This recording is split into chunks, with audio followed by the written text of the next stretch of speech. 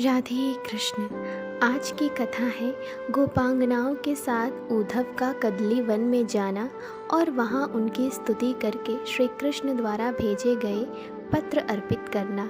चलिए शुरू करते हैं। श्री नारद जी कहते हैं, राजन, इस प्रकार श्री हरि की चर्चा करते हुए नंद और उद्धव की वह रात एक क्षण के समान व्यतीत हो गई। उनके हर्ष को बढ़ाने वाली होने के कारण उसका क्षणदा नाम चरितार्थ हो गया।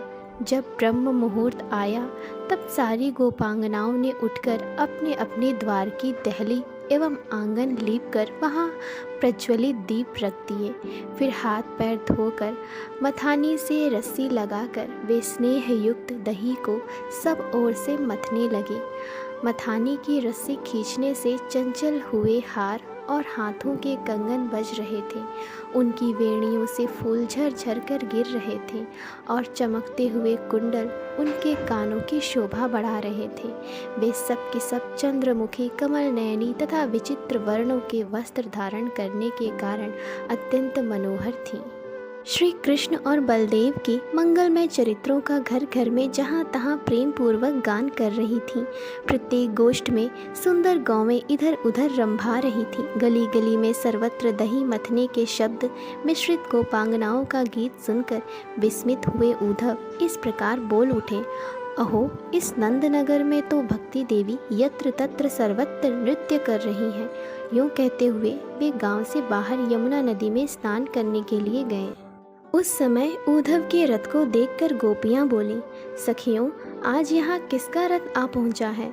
अथवा वह क्रूर अक्रूर ही तो फिर नहीं आया है जो नूतन कमल दल लोचन श्री नंद नंदन को महापुरी मथुरा में लिवा ले गया था। जैसे कद्रू ने जगत के लोगों को मारने या डसवाने के लिए ही इधर उधर विषधर नागों को उत्पन्न किया है, उसी प्रकार स्नेही सत्पुरुषों को तीव्र ताप देने के लिए ही न जाने उसकी माता ने उसे किस कुसमय में जन्म दिया था, जो कंस का स्वार्थ साधक तथा कंस का ही अत्यंत निर्दय सखा है। वह इस व्रजमंडल में फिर क्यों आया है? अपने मरे हुए स्वामी की पारलौकिक क्रिया क्या आज वह हम लोगों के प्राणों से ही संपन्न करेगा? श्री नारद जी कहते हैं, राजन, इस प्रकार बातचीत करती हुई व्रज की गोपांगनाएं सारथी के मुख को 2 उंगलियों से ठोककर निकट से पूछने लगी, जल्दी बताओ, यह किसका रथ है? बेचारा सारथी आर्त भाव से हक्का बक्का सा होकर देखने लगा। इतने में उन्हें उद्धव जी आते दिखाई दिए। उनकी कांति मेघ के समान श्याम थी, नेत्र प्रफुल्ल कमल दल के समान विशाल थे, आकार भी श्री कृष्ण से मिलता जुलता था। वे करोड़ों कामदेवों को मोह लेने वाले जान पड़ते थे। उनके शरीर पर पीतांबर सुशोभित था। उन्होंने गले में नूतन वैजयंती माला धारण कर रखी थी, जिस पर झुंड के झुंड भ्रमर टूटे पड़ते थे। उनके हाथ में सहस्त्र कमल दल सुशोभित था। उन्होंने हाथों में बांसुरी और बेत की छड़ी ले रखी थी। उनका वेश बड़ा मनोहर था। करोड़ों बाल रवियों की कांति से युक्त मुकुट उनके मस्तक को मंडित कर रहा था। वक्षस्थल में कौस्तुभ नामक महामणि प्रकाशमान थी और रत्नमय कुंडल उनके कपोल मंडल की कांति बढ़ा रहे थे।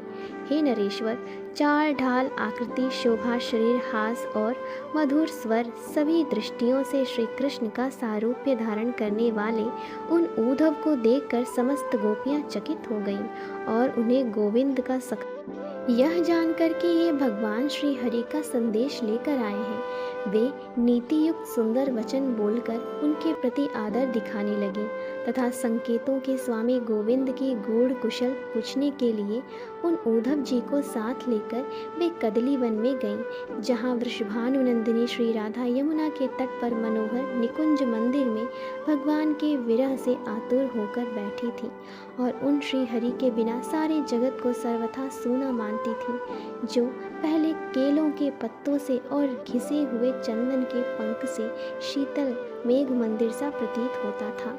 तथा यमुना के चंचल चारों तरंगों की फुहार पड़ने से जहाँ ऐसा प्रतीत होता था कि साक्षात सुधा किरण चंद्रमा की सुधा राशि स्वतः गल रही है, ऐसा कदलीवन सारा का सारा श्री राधा की वियोग अग्नि के तेज से अत्यंत झुलस गया था।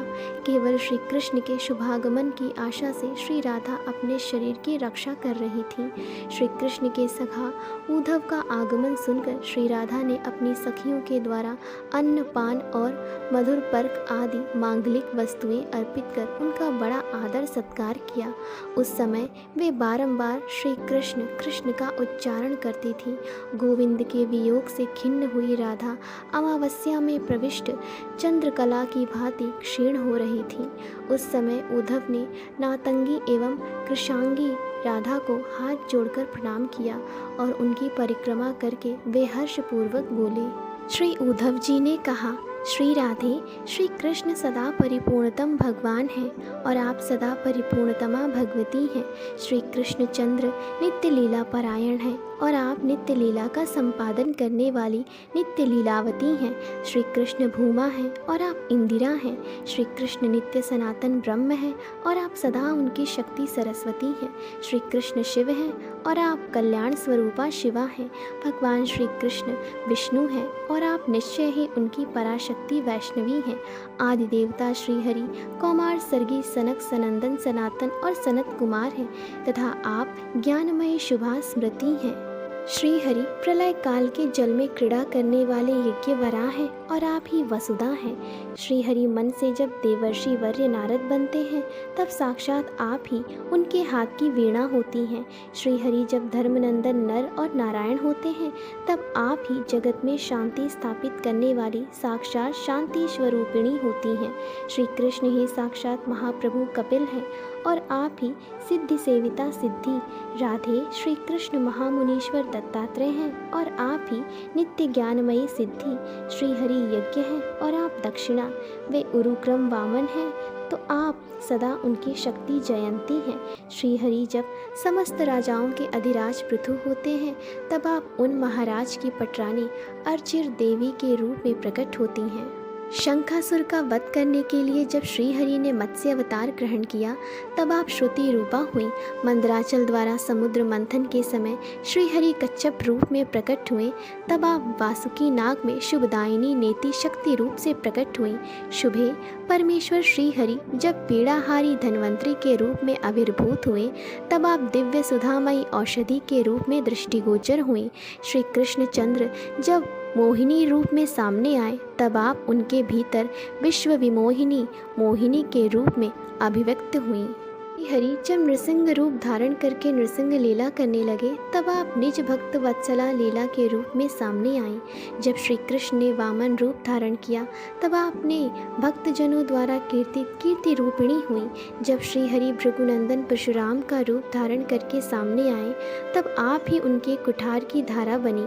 श्री कृष्ण चंद्र जब रघुकुल चंद्र श्री राम हुए तब आप ही उनकी धर्मपत्नी जनक नंदिनी सीता थीं। जब शारंग धनवा श्री हरि बद्रायण मुनि व्यास के रूप में प्रकट होते हैं तब आप वेदांत तत्व को प्रकट करने वाली देववाणी के रूप में आविर्भूत होती हैं। वृष्णि कुल तिलक माधव ही जब संकर्षण रूप होते हैं तब आप ही ब्रह्म भवा रेवती के रूप में उनकी सेवा में विराजमान होती हैं। श्री हरि जब असुरों को मोहित करने वाले बुद्ध के रूप में प्रकट होते हैं तब आप विश्वजन मोहिनी बुद्धि होती हैं। जब श्री हरि धर्मपालक कल्कि के रूप में प्रकट होंगे तब आप कृति रूपिणी होंगी। चंद्रमुखी राधे चंद्रमंडल में श्री कृष्ण ही चंद्र रूप हैं और आप ही सदा चंद्रिका रूपिणी हैं। आकाशगत सूर्य मंडल में श्री कृष्ण ही सूर्य हैं और आप ही उनकी प्रभामयी परिधि के रूप में प्रतिष्ठित हैं। राधे निश्चय ही यादवेंद्र श्री हरि सदा देवराज इंद्र के रूप में विराजते हैं और आप वही शचीश्वरी शची के रूप में निवास करती हैं। परमेश्वर श्री हरि ही हिरण्य रेता अग्नि है और आप ही सदा हिरण्यमयी पराज्योति हैं। श्री कृष्ण ही राजा राज कुबेर के रूप में विराजते हैं और आप ही उनकी निधि में निधीश्वरी होकर शोभा पाती हैं। साक्षात श्री हरि ही क्षीर सागर हैं और आप ही तरंगित होने वाले श्वेत रेशम के समान शुक्ल वर्णा तरंग माला हैं। सर्वेश्वर श्री हरि जब जब कोई शरीर धारण करते हैं तब तब आप उनके अनुरूप शक्ति के रूप में प्रसिद्ध होती हैं। स्वयं श्री हरि जगत स्वरूप तथा ब्रह्म रूप हैं और आप ही जगन्मयी एवं ब्रह्ममयी चैतन्य शक्ति हैं। राधे, आज भी वे ही ये श्री हरि ब्रजराज नंदन हैं और आप उनकी प्रिया वृषभानु नंदिनी हैं। आप दोनों ने जगत में सुख शांति की स्थापना के लिए नाना प्रकार के क्रीड़ामय चरित्रों द्वारा ललित आदि लीलाओं के रूप में सत्वमयी लीला प्रकट की है। पुराण पुरुष श्री कृष्ण स्वयं परब्रह्म हैं और आप ही उनकी इच्छा रूपिणी लीला शक्ति हैं। आप दोनों के श्री विग्रह सदा परस्पर संयुक्त हैं। ऐसे आप दोनों श्री राधा कृष्ण को मेरा नमस्कार है। राधिके, आप शोक ना करें और अपने प्राणनाथ का दिया हुआ यह पत्र लें। उन्होंने यह संदेश दिया है कि मैं कुछ ही दिनों में यहाँ के कार्यों का संपादन करके वहाँ आऊँगा। गोपांगनाओं, आज ही भगवान श्री कृष्ण के दिए हुए ये परम मंगलमय सैकड़ों पत्र आप लोग ग्रहण करें। इस प्रकार श्री गर्ग संहिता में श्री मथुरा खंड के अंतर्गत नारद बहुलाश्रव संवाद में उद्धव द्वारा श्री राधा का दर्शन नामक कथा पूर्ण हुई। आगे की कथा अगले भाग में। अगर आपको ये कथा प्रिय लगी हो तो प्लीज़ इसे कमेंट्स, लाइक, शेयर और सब्सक्राइब करें। धन्यवाद।